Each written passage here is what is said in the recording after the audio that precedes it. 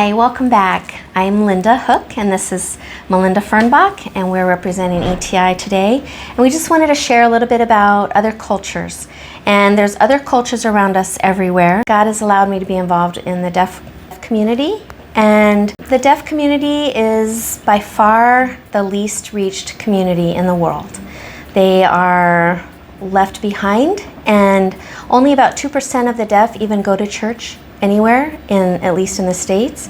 So worldwide and in the international settings, the deaf are very much discriminated against.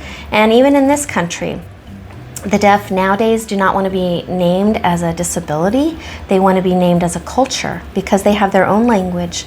And so they want to be known as a cultural group. But the deaf are missed out. If you think about going to church, you could go to any church you want to go to.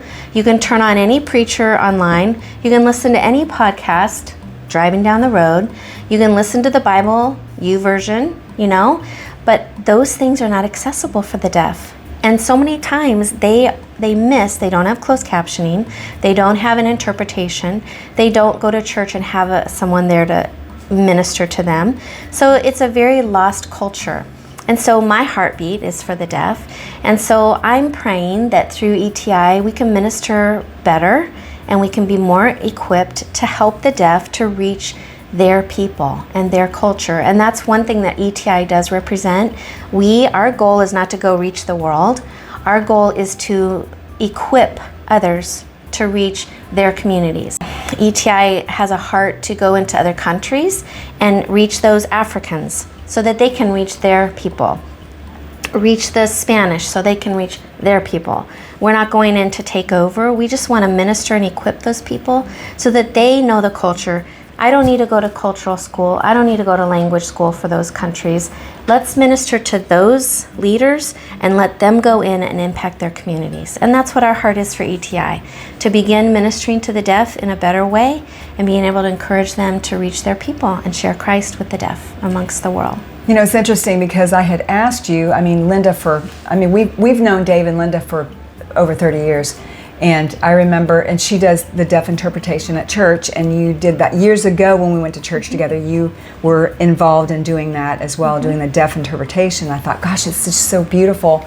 And I remember I told you, I said, I would love to see you do a video and share the gospel and teach deaf how to share the gospel. And she said, well, and that's when you told me, I never realized that it's like a separate culture, that they might, and I get that, but that they might want a deaf person to teach them how to share the gospel with others, because we are called to reach the lost, and yet they need to be taught how to do that. That's right. They need to be equipped. That's right. So that was interesting. I never thought about them being a separate culture, but when you think about it, yeah, it's understandable. Sure. They grow up in homes where 90% of deaf babies are born into hearing families. And of that, about 70% of those hearing families don't learn to sign. So those children grow up in a home where they don't communicate very well. And so they're missing so much language, they're missing communication.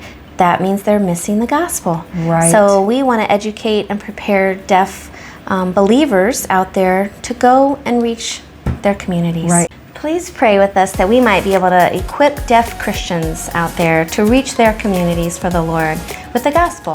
Thanks for joining. We'll see you next time.